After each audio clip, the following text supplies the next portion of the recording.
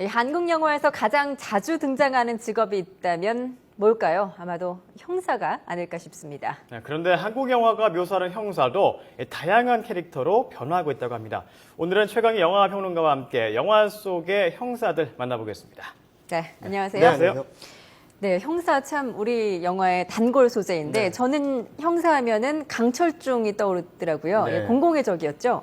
네, 그렇습니다. 어떻게 보면 이제 한국 영화의 가장 대표적인 형사 캐릭터라고 볼 수 있겠죠. 설경구 씨가 맡은 강철중.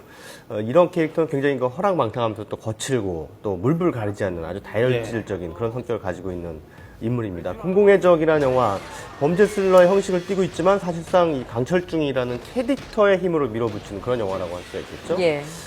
지난 2002년에 개봉해서 500만 명 이상을 동원하는 아주 빅히트를 기록했는데요. 그래서 3년 뒤에 이제 속편이 만들어졌습니다. 이때는 강철중이 검사로 변신을 했어요. 네. 근데 네. 그다지 큰 호응을 얻지는 못했습니다. 역시 강철중은 형사야 된다 이런 얘기들이 많았죠. 그래서 예. 지난 2008년에는 이제 강철중이 다시 형사로 돌아간 영화 강철중 공공의 적 1-1이라고 하는 속편이 만들어지기도 했습니다. 사실 이렇게 거친 형사 캐릭터는 그 공공의 적이 처음이 아니죠. 이명세 감독의 1999년작입니다. 인정사정 볼 것 없다라는 작품에 박중훈 씨가 원조격이라고 할 수 있겠습니다. 예. 이미 그 강우석 감독의 투캅스 시리즈에서 형사의 이미지를 고친 박중훈 씨가 이 영화 속에서는 이제 범죄자들보다 더 거칠고 또 불도저 같은 그런 성격의 형사 역을 아주 훌륭하게 소화를 해낸 바 있습니다.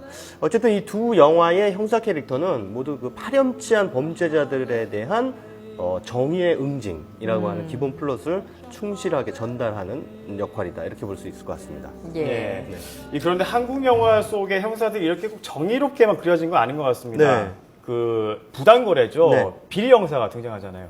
그렇습니다. 그 유승환 감독이 연출한 작품이죠. 지난 2010년에 개봉했던 영화인데요. 부당거래에서의 그 형사 캐릭터는 이제 황정민 씨가 맡았었죠. 승진을 위해서 사건을 막 억지 조작하고요.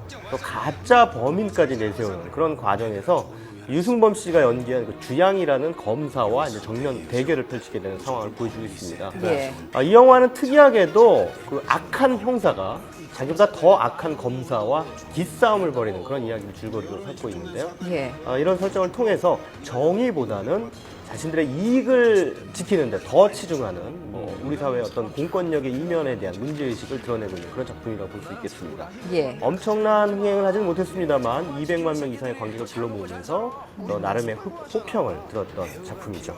예.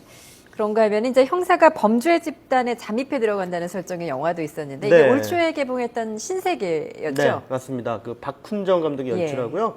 이정재 씨, 황정민 씨가 주연한 작품이죠. 이 영화에서 그 이정재가 연기한 이자성이라는 인물이 바로 이 조직 폭력 집단의 신분을 숨기고 잠입한 그런 형사로 등장합니다. 예. 영화 신세계는요, 그 조직 폭력 집단이 운영하는 골드문이라는 회사의 후계권을 둘러싸고 경찰의 비밀 작전 그리고 이들 조직 내의 권력 암투를 그려 보이고 있는데요. 이 과정에서 이자성은 자신이 모시는 중간 보스죠, 정청을 이제 배신해야 하는 상황에 처하게 됩니다. 어쩔 수 없죠, 경찰이니까요. 예. 근데 아이러니하게도 이자성은 그를 압박하는 경찰 간부 그 강 과장의 압력에 할 수 없이 그 비밀 임무를 수행하긴 합니다만 오랜 조직 생활 동안 이 정청이라고 하는 조직 폭력배와 우정을 쌓아왔기 때문에 인간적인 갈등을 겪게 됩니다. 이 영화는 그 이자성을 조직에 침입시킨 경찰을 오히려 더 냉정한 조직으로 묘사를 하고 있고요.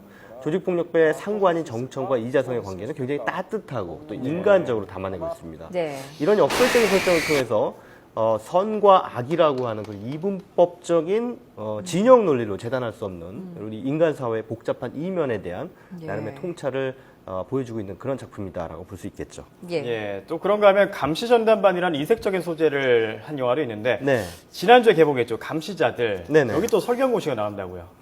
네, 그렇습니다. 개봉 첫 주말 178만 명을 불러 모으면서 지금 폭발적인 흥행세를 보여주고 있는데요. 예. 이미 200만 명을 돌파해서 어제까지 237만 명의 네. 누계 관객수를 기록했습니다.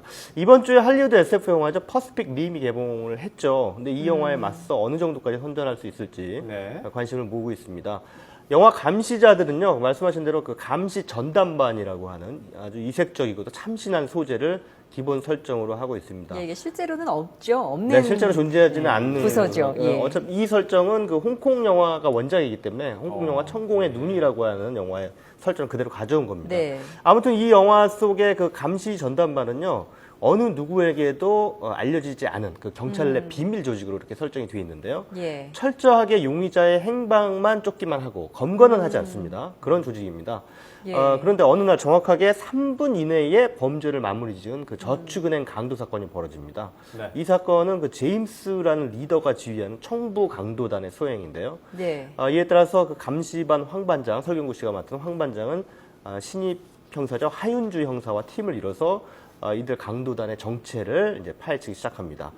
이 영화 감시자들은요, 지난 2002년에 그 일단 뛰어라는 작품 연출했던 조희석 감독하고요. 예. 또 촬영 감독인 김병서 감독이 공동 연출로 크레딧에 올라 있는데요. 예. 네. 그래서 이제 그 도심 추격신 같은 그런 장면 연출이 범죄 스릴러 특유의 긴박감을 아주 훌륭하게 자아내고 있습니다. 예. 부당거래나 앞서 보신 신세계 같이 그 세상에 대한 어떤 문제의식 이런 것들을 드러내기보다는 철저하게 이 장르 영화적인 그런 쾌감을 선사하는 데 집중하고 있는데요. 감시 전담반 형사들을 고도의 전문가 집단으로 묘사하고 있다. 이것이 이 영화의 차별화 포인트가 되겠습니다. 네. 설경구 씨가 감시 전담반의 반장으로 나오고요. 또 한효주 씨가 막 경찰대를 졸업하고 이제 이 감시 전담반으로 들어온 신찰 형사로 등장하는데 예. 그동안 한국 영화에서 그 보지 못했던 그 여형사 캐릭터의 아주 새로운 경지를 개척했다. 이렇게 말씀드려도 과언이 아닐 정도의 예. 옹골찬 연기를 보여주고 있습니다. 정우성 씨가 이제 네. 청부 강도단 리더죠. 제임스 역할을 맡았는데요. 그동안 악역을 맡은 적이 없었는데 예. 이 영화에서 아주 카리스마 넘치는 악역 연기를 선보이고 있습니다. 무엇보다 정우성 씨가 대사를 많이 안 해서 오히려 그 점이 더 돋보이게 만드는 지점이 된 것 같습니다. 예, 네. 정우성 씨의 눈빛 연기도 한번 기대해 보겠습니다. 네. 네, 최강희 영화평론가와 함께 우리 영화 속 형사 캐릭터에 관해 이야기 나눠봤습니다. 말씀 고맙습니다. 네, 감사합니다. 감사합니다.